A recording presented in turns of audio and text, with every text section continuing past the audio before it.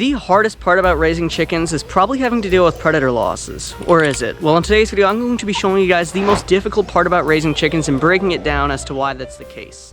Let's first start off with one that we've been dealing with a lot if you've been following up on my shorts game recently.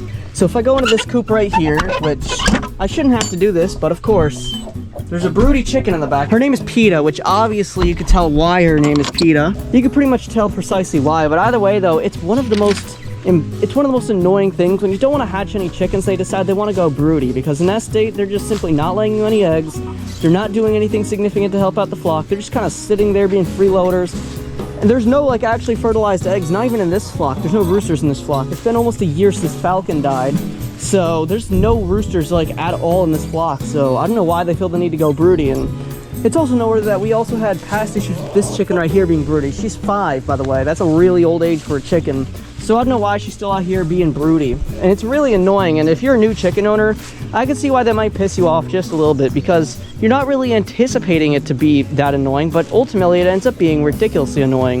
And let me just say, if you're dealing with broody chickens, you might want to check this video up here in the top right corner of your screen. Just saying, man. Now, as I talked about in the intro, loss is also one of those big ones that really hits home for some of my chicken owners because usually most of the time it comes out of absolutely nowhere. And sometimes you deal with one predator attack and then almost immediately thereafter, a couple more happen almost spontaneously. And it's really annoying to deal with, especially if you're like, yo, where's this predator even coming from? And what could possibly even be attacking my chickens? Sometimes it's just as simple as you walk into the chicken yard one morning, you see a bunch of feathers, you don't know what did it, and more show up over a couple of days. So you just have to like throw a dart at a dartboard with your eyes closed, figure out what's possibly been doing this and if you can even legally get rid of it.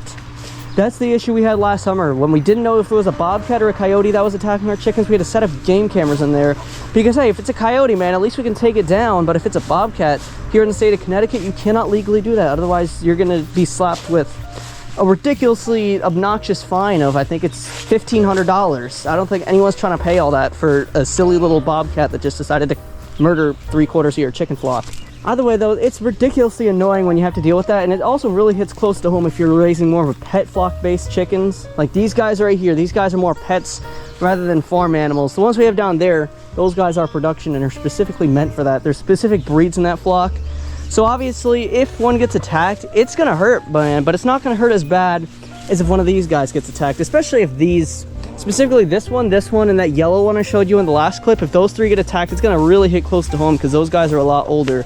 It's one of the most annoying things to deal with, and it's probably one of the hardest parts about raising chickens. If you want to learn more about chicken predators, you should click this video right here in the top right corner of the screen, which goes over the 3 most common chicken predators and how to deal with them properly. Another really big one is your chickens just decide they want to eat the eggs for absolutely no reason, and there's 2 reasons why this happens. Your first reason is because they're in a calcium deficit and they desperately need it, but most times it's not the case.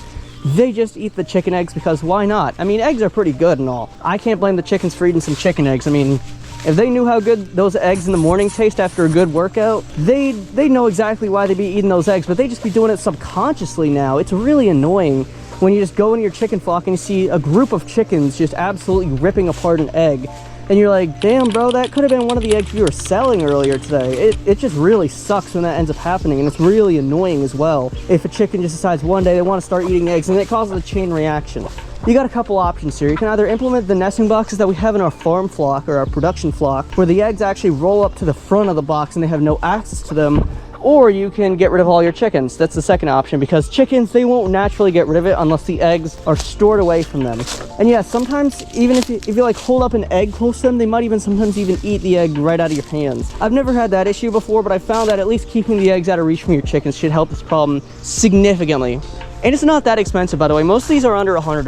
And this final one, it's a little less common than some of the other issues that I've talked about earlier in this video, but it's when you just wake up one day, walk into the chicken flock, and you see a dead chicken. It's not like taken out by a predator like I was talking about earlier. This was taken out by something different, either being egg-bound, egg yolk peritonitis, or just old age if you have older chickens. This one really sucks because most of the time you can't really deal with it. If you catch an egg-bound chicken early on, you can at least help with it. I mean, egg-bound is like a 60% survival rate if you catch it early on. Egg yolk peritonitis, on the other hand, it's a ridiculously graphic disease that you don't want your chickens getting. But unfortunately, my chickens, specifically my production chickens, have unfortunately had to deal with it. And the egg just simply gets stuck inside the chicken. There's obviously ways to help deal with it if you catch it earlier, as I said, but if it's too late, man. There's no going back at that point, unfortunately.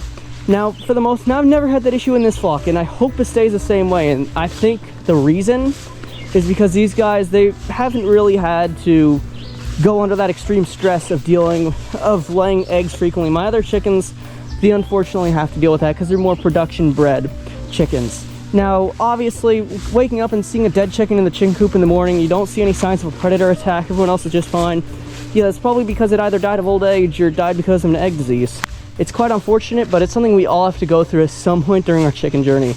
But either way though, if you want to know which chickens you should be buying from Tractor Supply if you decide to go over there and pick up some chickens for yourself, because they're still there, guys, and I'd highly encourage you to go to your local one and see if there are some if you want to pick up.